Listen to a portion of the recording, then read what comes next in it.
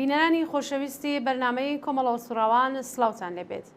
ئازیزان شانۆی بەناو هەڵبژاردننی سەر و کۆماری ڕژیمی کۆماری ئیسلامی بە هێنانە سەرکاری کاندیدی ئیسلاحخوازانی حکوومەتی کۆتایی هاتوو مەسعود پزیشکیان بوو بە جێگرەوەی ئیبراهیمی ڕئیسی کە لە ڕووداوی گۆماناوی لە هەلیکۆپتەرەکەیدا کەوتە خوارێ و وێڕای هەیئەتی یاوەری کوژران. ئەم ڕووداوە لە چیەوە سەرچاوە دەگرێت و ڕژیم بەرەو کوێ دەبات و چەند پرسیاری تر دەپرسم لە میوانی ئەمڕۆی بەرنامەکەمان هاوڕێ فەرشید غەفارنژاد ئەندامی کومیتەی ناوەندی کۆمەڵە. تکای ئێوەش لە درێژەدا لەگەڵمان بن. هاوڕێ فەرشید ئەم کاتتان باش بەخێر بێن بۆ بەرنامەی کۆمەڵە سوڕاوان. من پێشەکی ڕێزسڵاو هەیە بۆ ئێوە و هاوکارانتان و هەروەها ڕێزسڵاو هەیە بۆ هەموو بینەرانی تێوێ کۆمەڵا و بینەرانی تایبەتیان بەرنامە. زۆر سپاس بۆ ئەم بانگشتان. زۆر سپاس بە خێراتن تەکەم دووبارە. هاوڕێ فەرشید ئایا بردنەوەی پزیشکیان وەکو کاندیدی باڵێک لە ڕژیم کە ساڵانێک لە دەسەڵات دوورخراوەتەوە ئاڵوگۆڕە لە سیاسەتی گشتی ڕژیمدا؟ بۆ ئەوەی کە من بە حقیقەت پرسیاری ئەو پرسیارە جواببینەوە بە چاوخشانێ بکەین بە ئەو وەزیەتە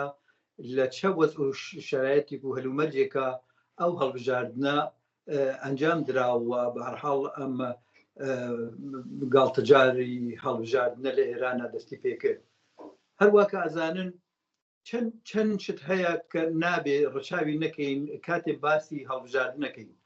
یەکەمی ئەوەیە کە ئێمە ئەزانین لە کۆمەڵگەی ئێران ناڕزایەتی گەیشتووەتە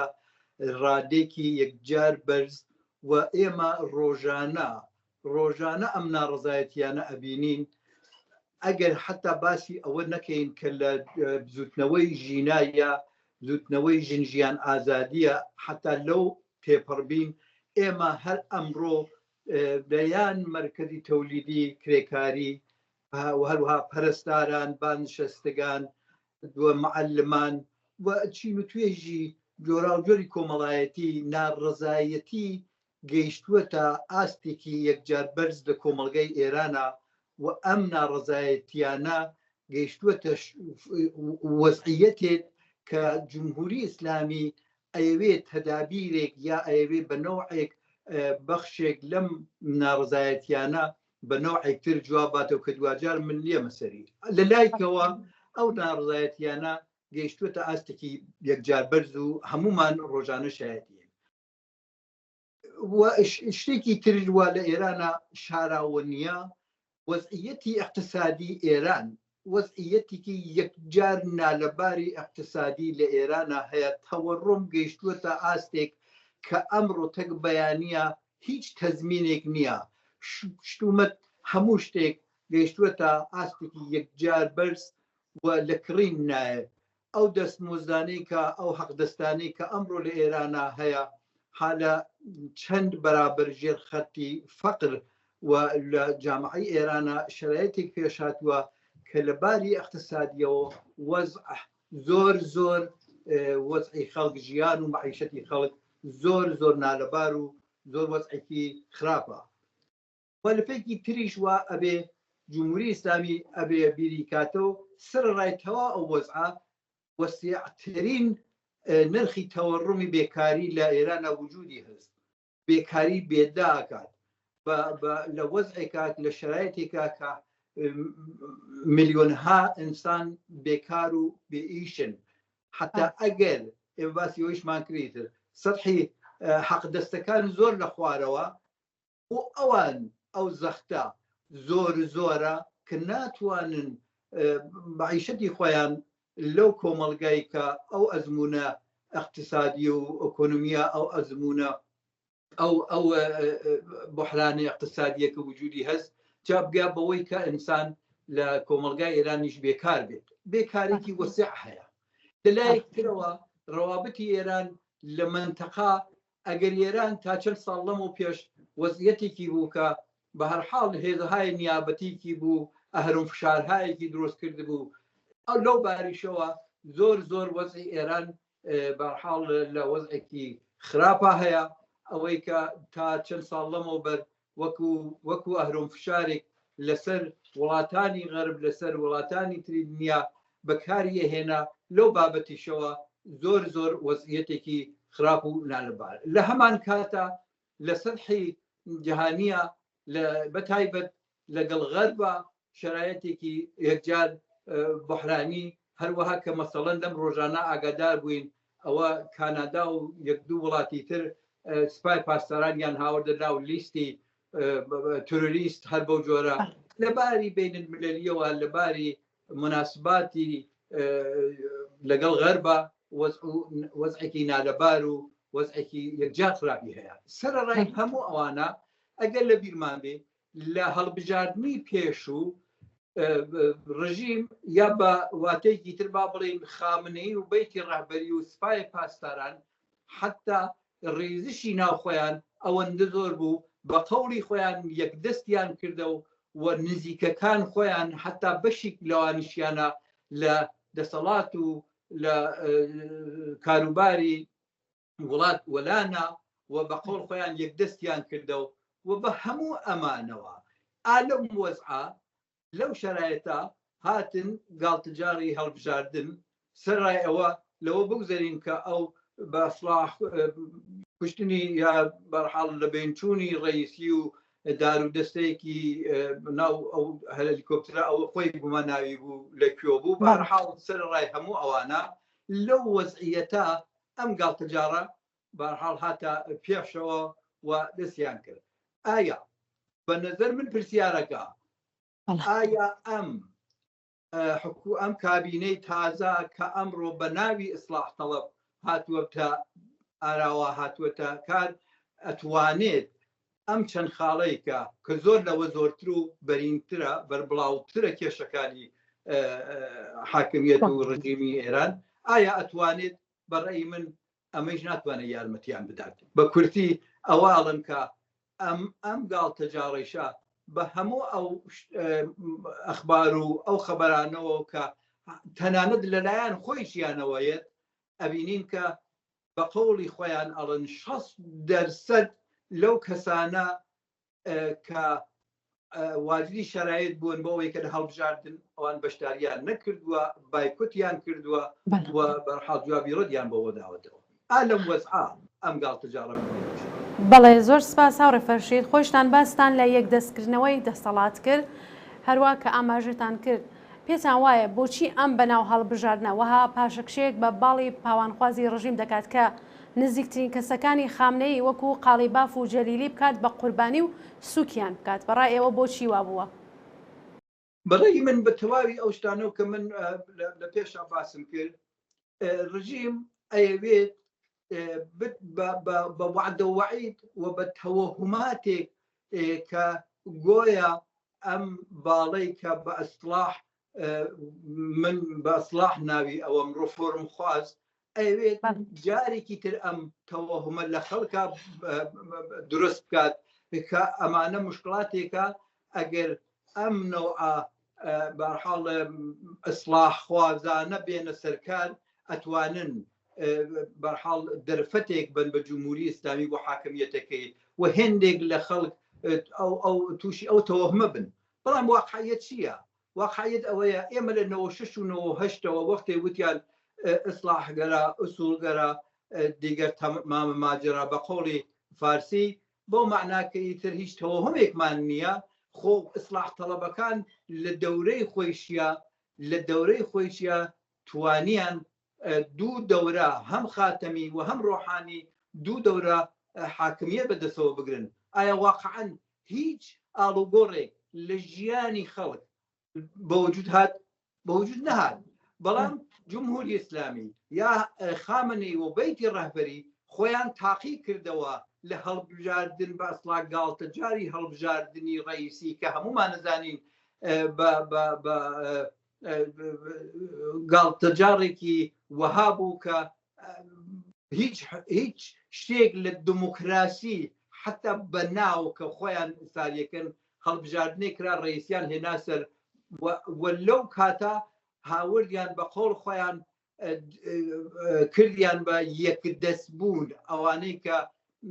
لە سەیاسەت گوێڕایەڵی خامنەی بوون ئەویشیان تاقی کردەوە و ئەویش بۆیان هی نەدا ئەمما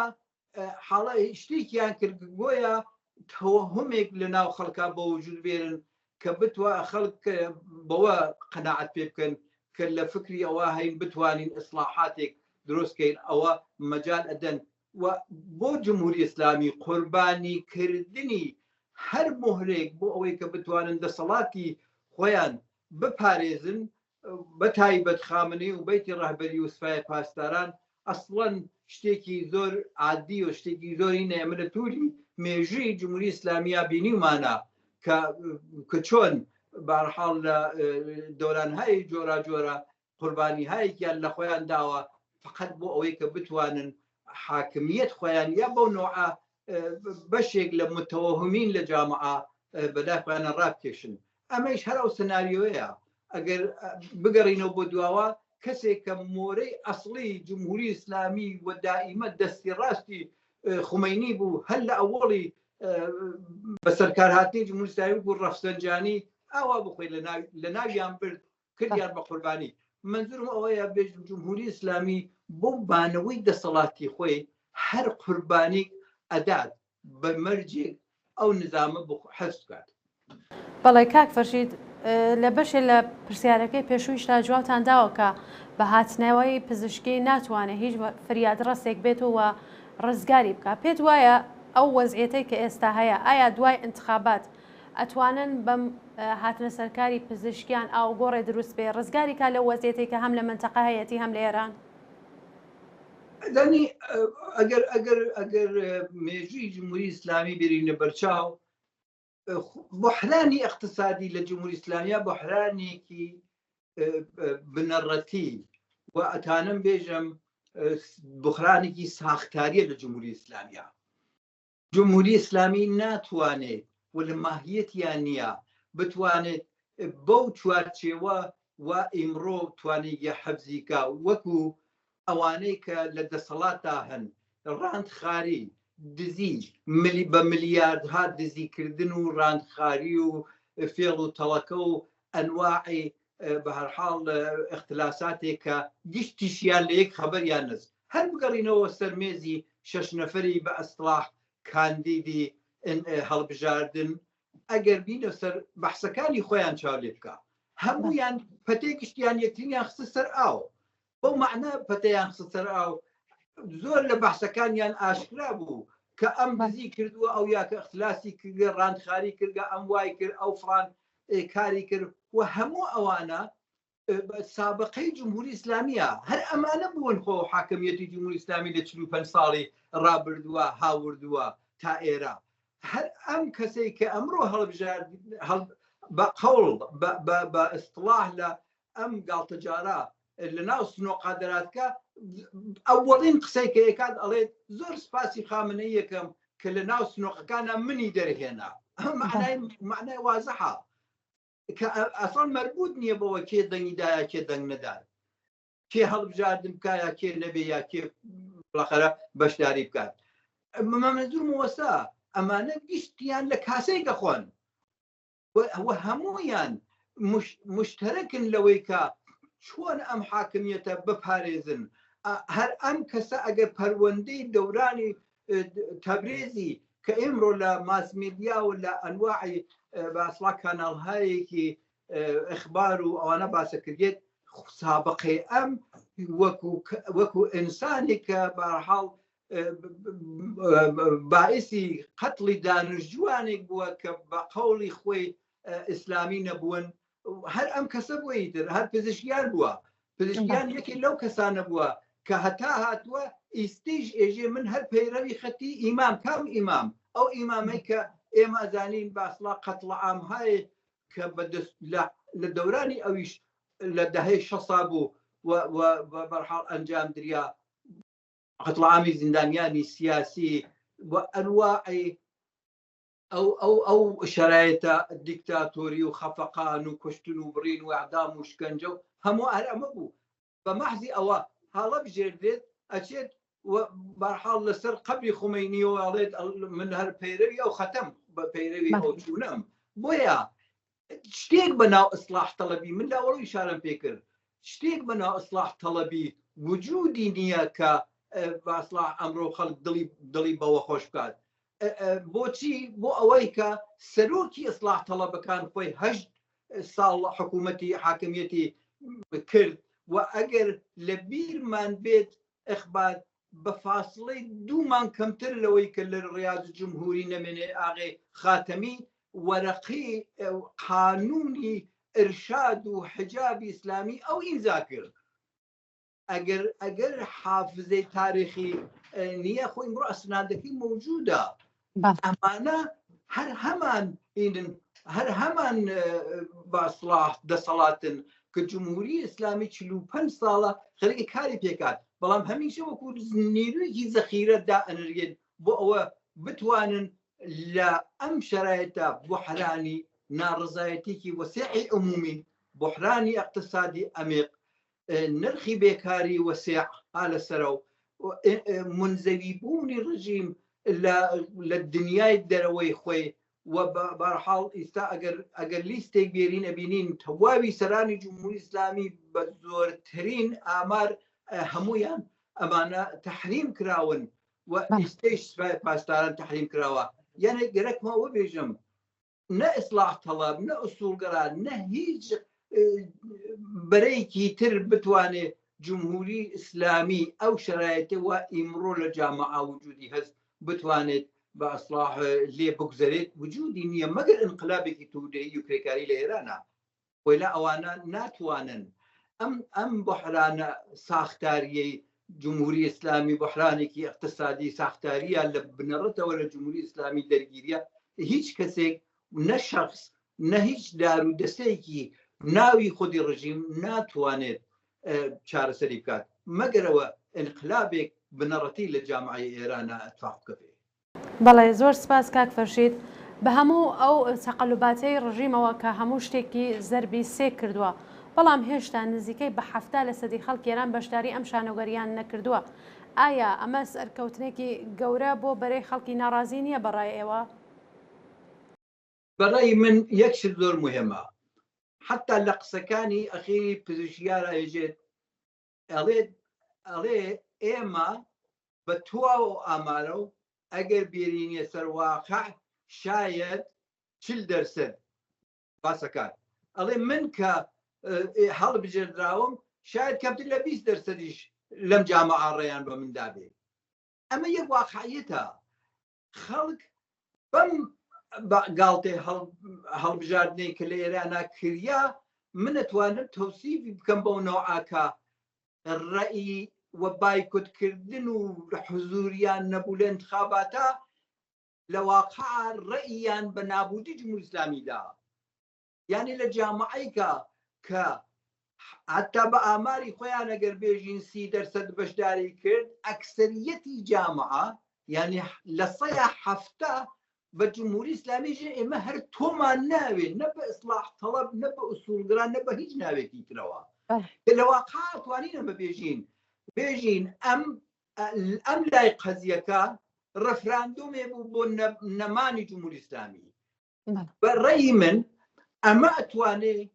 نقطەیەکی مثبت بێت لە ئەزهانی عمومی تودای مردم لە ئێرانە کە ئەکسەریەتی جامعەی ئێران متەنەفرن لە جمهوری ئیسلامی و ئەکسەریەتی جامعەی ئێران هیچ بەرەیەکی ناو جمهوری ئیسلامیان ناوێ و جمهوری ئیسلامی وەکو تەواویەت بە هەموو شاخەکانی و بە هەموو اختلافاتی ناوخۆیانە و کە اختلافاتەکە نە لەسەر مەنافعی مردم نە لەسەر مەنافعی خەڵک نە لەسەر باشکردنی ژیانی خەڵک بەڵکە لەسەر ئەوەی کە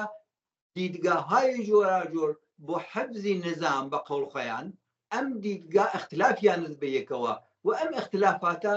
مردم تێگەیشتون کە ئەگەر 70% لە مردم ناچنە پای ئەم مەسحەکەی انتخاباتی کە ڕژیم کردیە معنای واقعیەکەی چییە؟ معنای واقعیەکەی وەیە لە جمهوری ئیسلامی بێزارین. جمهوری ئیسلامی لای ئەوانە و ئیتر ئەعتبار و هیچ حیثیەتێکی نییە. من ئەوەش بڵم ئێمە ئەزانین کە لە ناو جمهوری ئیسلامیە لە ڕژیمە دەست و پەیوەندەکانی خۆیان بەشێکی زۆر لەوانەی کە نانێکیان هالە ئەوەی کە بەرحاڵ سەرکوبی خەڵکەکەن هێزە سەرکوتگەرەکانی جمهوری ئیسلامی وهموو ئەمانە ئەو بەشەی کە بەرحاڵ جمهوری ئیسلامی توانێ تا ئیستە بەرحاڵ بەسەر کورد بە کوشت و بڕ توانی بەرحاڵ ئەو ناڕزایەتی گەرە لە کۆمەڵگا سەرکوت بکات ئەمانن ویلا ئەکسەریەتی مردم لە جامعی ئێرانە بە ئەو شەواهدە کە ئێمە ڕۆژانە ئێبینین نیشانی ئەدات کە ناڕزایەتی یەکجار وەسیعە لە جمهوری ئیسلامی و ئەم انتخاباتە توانی مۆری تائید بالەوە کە ئەکسەریەتی جامعی ئێران یعنی لە واقعا دوو لەسەر سێ مردمی ئێران متنەفرن لە جمهوری ئیسلامی و جمهوری ئیسلامی بە هیچ جۆرە پاکانە ناتوانێت بکات بۆ خۆی کە ئەم ڕئیس خراپ بوو یا ئەو ڕئیس مەلەفی هەمویان لە انتخاباتە لە قسە و باسی انتخاباتیە لە منازرهای انتخاباتیە هەمویان کەفت لەسەر کار پرسیارەکە ئەوەیە هەر ئیستێش کە بە ئیسلاح خەریکن بەرەی ئیسلاح تەڵەب بە قۆڵ خۆیان هاتکە سەرکار هەر ئیستێش ئەگەر ئیخبارەکان پاشاکەی ئەو کەسانەی کە خەریکن پۆستی وەزارەتەکان ئەگرنە دەسە و هەر هەمان کەسانن کە بە یەک دانیشتن قسەیانەکرد لەسەرەوە یەکترینیان محکومە کرد کامیان خاستن کامیان خراوترن کامیان چیان کرد کامیان چیان کرد دێ ئەمە هەر ئەو چهرە هات ئەنجا نەبوو بە ڕێی جمهور ئەبێ بە وەزیری فڵان نەبوو بە ڕێی جمهور ئەبێ بە فڵان مشاوری فڵان شوێنە من مەبەستم ئەوەیە ئەمەیش بۆ مردم مەفروزە کە جمهوری ئیسلامی هیچ شتێک بەناو ئیسلاح تەڵەب وجودی نییە و ئیسلاحێک نییە غێر لەوە کە جمهوری ئیسلامی ئەبێ بڕوات ئەو ئیسلاح تەڵەبانە کە لە ئەوڵی چۆی شارم پێکرد ئیمتحانی خۆیان کارنامەیان دوای دوو دەورە یەکێکی هەم خاتەمی بوو و هەم ڕۆحانی بوو توانیان بەرحەڵ کارنامەیان دیارە توانیان ئیمتحانی خۆیان پەس بن ئەگەر لە دەورەی خاتمیە توانی تەوەهماتێک لە مردم بە وجود بێرێت ئیتر ئێمە لە 96 و 98ەوە گەیشتین بە پرسیارەکە هیچ کام لەوانە نا لە بەرەی خەڵکانی و ئەمە بە نەزەر من یەکێک ئەم گاڵتەجاڕی هەڵبژاردنە نقطە مثبەتەکەی ئەوە بوو کە خەڵکی ئێران بەگشتی نیشانیدا کە جمهوری ئیسلامیمان ناوێ ئەقەلەکەی دوو سێوم لە مردم ئەمەیانە نیشاندا بەوەی کە نەچوونە پای ئەو مەسحەکەی انتخاباتە. بەڵێ کاک فەرشید کوردستان بوو بە براوەی یەکمی بەشداری نەکردن لە ئاستی ئێراندا ئەمە لە چیەوە سەرچاوە دەگرێت بە باوەڕیەوە؟ هەوڕێ گوڵناز یەک شت زۆر مهمە بە نەزەر من ئێمە هەمیشە و دایم کوردستان لە ڕوانگای منەوە هەنگاوی لە پێش بووە بۆ ئەم قساکەم ئەم قسە سەنەدێکی تاریخی لە پشتا لە 12 ئوردیبەهشتی 58 کاتی هەڵبژاردن دەستی پێکرد بۆ جمهوری ئیسلامی ئەرەیانە هەر لەو سەردەما خەڵک بە ئەکسەریەت لە کوردستانە بایکوتیان کرد و نەیانڕوت بە جمهوری ئیسلامی و جمهوری ئیسلامی لەو سەردەمە و هەتا ئێستا نەیتوانیوە مردمی کوردستان نەتەنها نەخاتە پشت سەرخۆی نەیتوانی گەوە بکات بەڵکە مردمی کوردستان هەمیشە و دایم لە توولی 44 ساڵی ڕابردووان نیشانیان داوە کە جمهوری ئیسلامیان ناوێ و هیچ تەوەهمێکیان بەم ڕژیمە نەبووە و نییە. ئێمە شایدی دەیان جار اعتساباتی عمومی سەراسەری لە کوردستان هەین ئێمە شایدی ڕۆژانە اعتراضاتێکی وەسیع لە کوردستانە بووین ئێمە شایدی تاریخێکی درەخشانین لە کوردستانە من بە جورئەتەوە توانم ئەوە باسکەم کە یەکێک لە مهرە ئەسڵیەکان کە دەور و نەخشی بووە کۆمەڵە بووە کە توانیە لە کوردستانە هەر لە ساڵی 58ەوە خەتی دیاری و ڕۆشن بەرامبەر بە جمهوری ئیسلامی باسکات و هەر لەو سەردەما کە کۆمەڵە باسی ئەوەی ئەکرد کە جمهوری ئیسلامی نابێت تەوەهمت پێبێت و خەڵکی کوردستان زۆر بە باشی جوابیان داوە هەتا ئیمڕۆ ئەو مبارزاتە هەر بەردەوامە. جمهوری ئیسلامی ئەگەر بتوانێت لە شارەکان ترا خەڵکێک بخاتە شۆڕخۆی بە ناوی ئیسلاح تەڵەبی لە کوردستانە لە هیچ دەورێکە نەیتوانیگە ئەوە بکات بۆەوە هەمیشە و دایم لە کوردستانە جنبشێکی زیینوو و حەی و حاضر وجودی بووە بەرامبەر بە هەموو شتێک ئەگەر لە کوردستان ئەعدام کراوە لە کوردستان زۆر نەیتوانیەوە بە ئاسانی ئەو ئەعدامکەرە بکات بە مەوجێ وەسیع لە ئاعترازات و اعتصابات ڕوبەڕوو بووە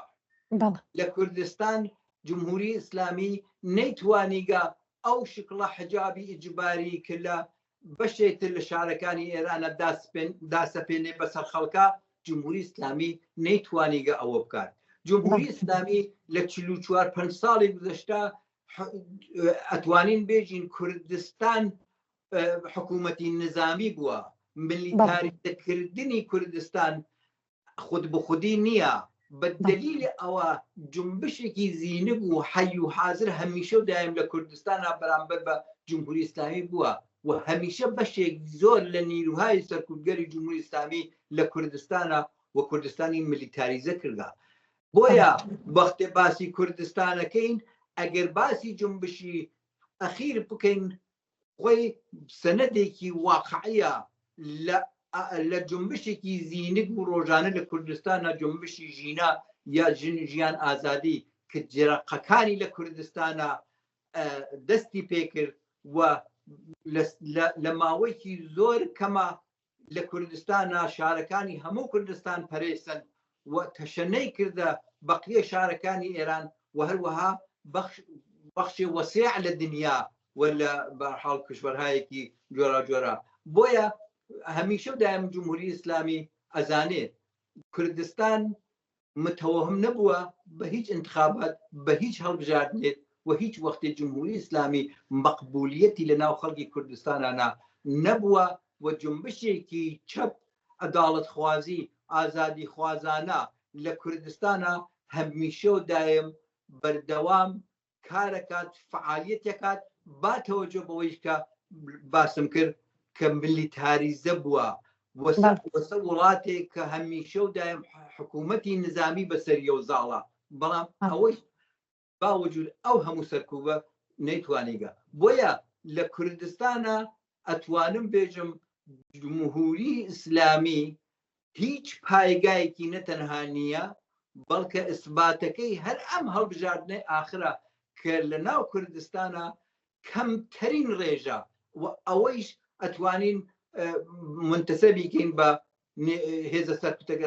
سەرکردەکانی جمهوری ئیسلامی یا عایلەکانی یا خانەوادەکانی ئەوان کە بەرحاڵ ئەگەریش کەمتر لە 10% ڕێیان دابێ بە ڕژیم ئەوە مربوطە بە ئەوان بەڵام خەڵکی کوردستان بەگشتی نیشانیاندا بە جمهوری ئیسلامی کە هیچ تەوەهمێکیان بە هیچ لایەنێک نییە حتا ئەگەر پزیشکیان پێ وایە ئەگەر بە کوردی قسە بکات خەڵکی کوردستان زۆر مشتاقی کوردی قسەکردنەکەیە نوشایەت دەنگی پێبن بەجلی کوردی و بە نازانم چی بەڵام خەڵکی کوردستان زۆر زۆر زۆر لەوە سیاسی ترا زۆر زۆر لەوە قوڵتر بیرەکەنەوە لەوەی کە بتوانێت بە 4 کەلیمە کوردی قسەکردن هەر لەو مەهاباداوە 59 نەفەر بە ڕۆژێ عەدامە کردێت هەر لەو شارانەی کە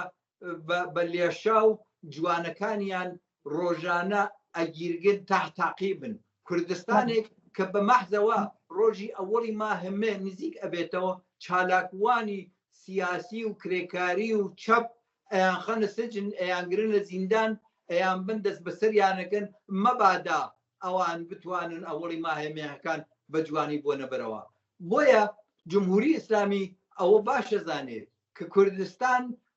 مرکزی انقلابە و هیچ وەختێ نەیتوانیگە بە هیچ جۆرێ بە کوشتن و بڕین و زیندان و ملیتاریزەکردن نەیتوانیگە سەرکوتی بکات و ئەوەی نەتیجەکەیە کە گاڵتەجاری هەڵبژاردن خەڵک گاڵتەی پێکەن بۆ هەڵبژاردن بەڵام کاتێکە ئەبینین لە کوردستانە ئاعتسابی عمومی عەلامە کردێت لەلایەن کۆمەڵە و ئەحزابی تر پشتیبانی لێ ئەکەن ئەبینین تەواوی شارەکانی کوردستان داخرێت دوکان و بازار کار و چالاکی هەموو تەحتێڵە کردێت ئەمانە نیشان دەهەندەی ئەوەسا کە لە سنۆقی ڕێیەکانی سنۆقی بە ئیستلاح هەڵبژاردن گاڵتەجاری هەڵبژاردن وەختێک ئەوینیت بە تەواوی ئەوانە و کە هەوڵی بۆ ئەدەن و کاری بۆکەن و بگرە تەقەلبیشی تیا ئەکەن بەڵام ڕادەی بەشداری خەڵک یەکجار زۆر ها لە خوارەوە وە کوردستان لەم هەڵبژاردنە جارێکی تر لە مێژووە سابتی کرد کە کوردستان هیچ تەوەهمێکی بە هیچ لایەنێکی جمهوری ئیسلامی نییە چە بە لیباس کوردی چە بە قسەکردنی کوردی چە بە ئیسلاح تەڵەبی و بە هیچ جۆرێک جمهوری ئیسلامیان ناوێت وە تا ئیستا لە بوارهانی جۆرە جۆرە ئەمەیان سابت کردووە. بەڵێ کاک فەرشید زۆر سپاس لە بەشێ لە قسەکان تا باست لە تەوەهمات کرد کە لە کوردستانە خەڵکیش تەوەهمێکی بە کۆماری ئیسلامی نیە بەڵام بەداخەوە تەوەهماتێک لەسەر پزیشکیان تەنانەت لە زمانی وتەبێژی بەشێک لە ئۆپۆزیسیۆنی کۆماری ئیسلامیەوە مەترح دەکرێت پێت وایە ئەم تەوەهماتە کاردانەوەی لەسەر ڕای گشتی خەڵکی شۆڕژگەری کوردستان دەبێت ئەگەر نە ئایا ئەمە نیشاندانی چرا سەوزێکی ترە بە کۆماری ئیسلامی ئەکرگێت هەموو کەسێک ئەکرگێت ئێمە ئەبا جیاد بکەینەوە من باسی خەڵکی کوردستانەکەم ئەگەر ئۆپۆزیسیۆنێک بێوێت ئەو شتە ڕوونەی وا لە کوردستانە هەز لە بەرچاو نەگرێت خۆی ئەبێ بە قوربانی بۆچی بۆ من بەپێ ئەو کورتەیەکی قسەم کرد خۆتانم 1 ساعت 2 ساعتیش لەسەر ئەوە قسە بکەین بۆچی تەوەهمیان نیە بەڵام ئەگەر هێزێکی سیاسی هێشتا فەزا و جەوی سیاسی خەڵکی کوردستانی نەناسی بێت تووشی ئەو تەوەهمە بێ خۆی بەڵام ئەوە یەقینم هەیە لەوە ئەوە نەتەنها خەڵکی کوردستان پێشوازی لەوە ناکەن بەڵکە بە پێچەوانە بە پەرچیان ئەدەنەوە هەر لە هەڵبژاردن گاڵتەی هەڵبژاردنەکان نیشانیان داد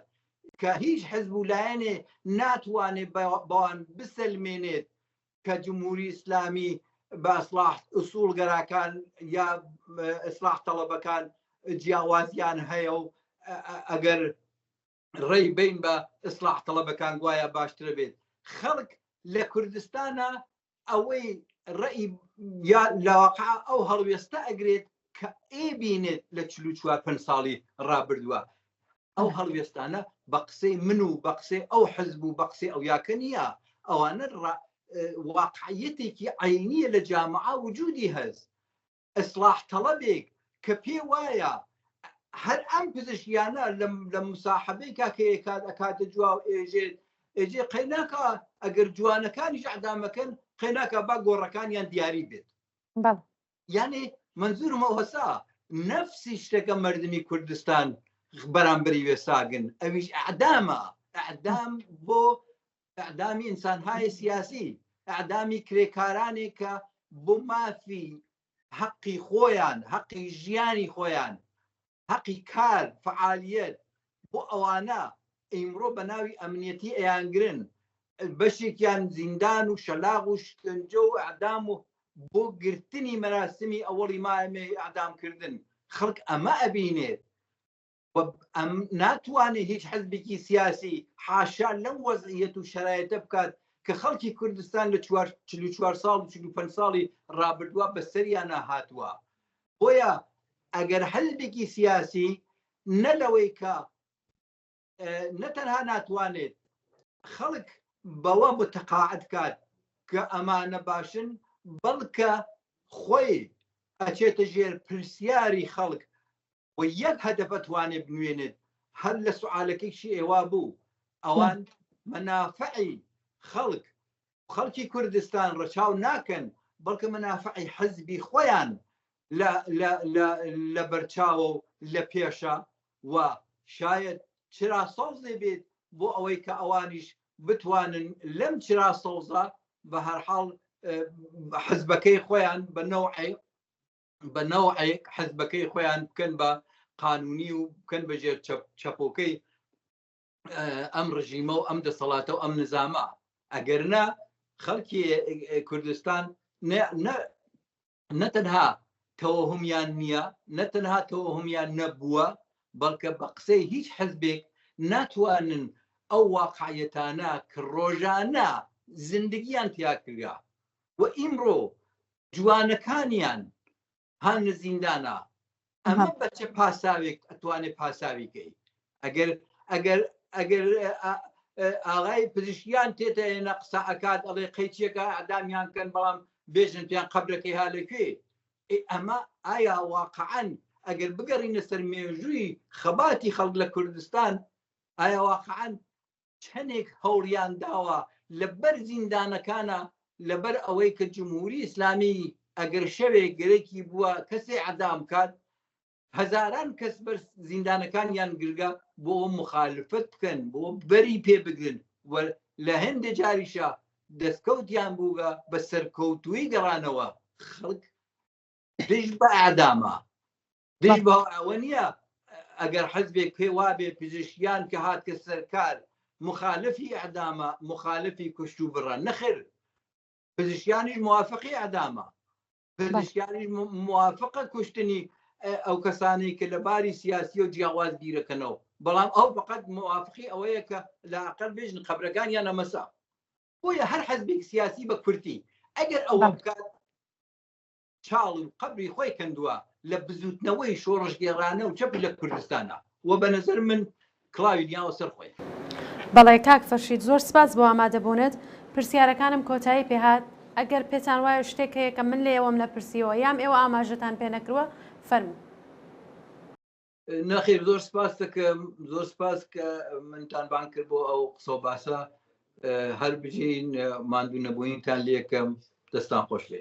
زۆر سپاس جارێکی تر سپاس بۆ هاوڕێ فەرشید غەفارنژاد ئەندامی کمیتەی ناوەندی کۆمەڵە کە لەم بەرنامەیە بەشدار بوو زۆر سپاس بۆ ئامادەبوونت کاک فەرشید سپاس بۆ ئێوەش دەست خۆش سپاس بەڵێ بینەرانی خۆشەویست بەم جۆرە هاتینە کۆتایی بەرنامەی کۆمەڵە سوڕانی ئەم هەفتەمان کە هیوادارم جێگەی سوود و ڕەزامەندی ئێوەی خۆشەویست بێ ئازیزان پێشەوەی کە بڕین بۆ کۆتایی بەرنامەکەمان سەرنجتان ڕادەکێشم بۆ ڤیدیۆیە کە هاوکارانم لە کومیتەی تەکش ئامادەیان کردوە و پێشکەش بێەوەیەکەی فەرموو